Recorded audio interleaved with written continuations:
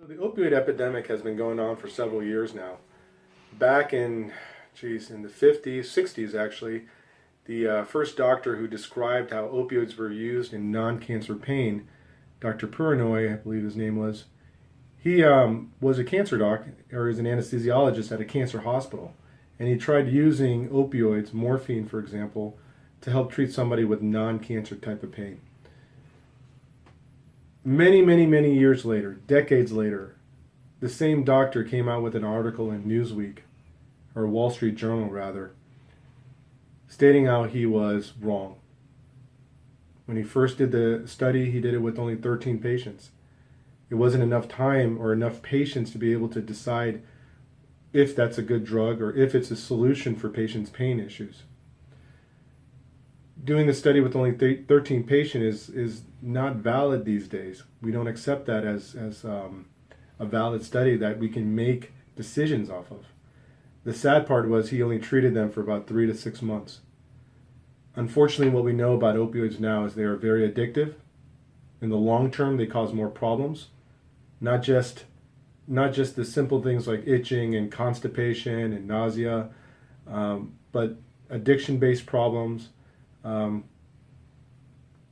major issues that can be hurtful to the patient, potentially worsening fractures, decreasing testosterone levels, which has an abundance of problems in the body.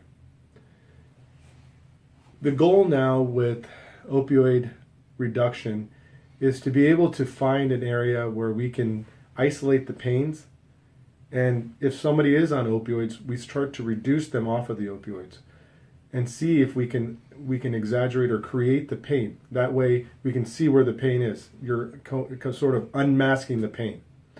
When we unmask it, then I can do procedures where I can target those areas.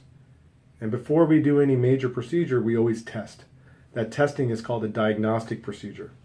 The diagnostic procedure allows us to see if one area in particular is the source of your pain. Is it coming from the muscle? Is it coming from the ligament? Is it coming from the tendon? Is it coming from the bursa? These are some of the musculoskeletal problems that patients are facing on a daily basis. Is the pain coming from the joint? Is the pain coming from the nerve? Is the pain coming from adhesions from a previous surgery? Adhesions in the epidural space? Well, that's my job to figure out. But if you're taking opioids on a regular basis, it's going to be hard for anyone to actually find what that original problem was. My goal would be to get you off of opioids, starting by reducing the amount of opioids that you're taking on a daily basis, unmask these pains, and then treat each individual area.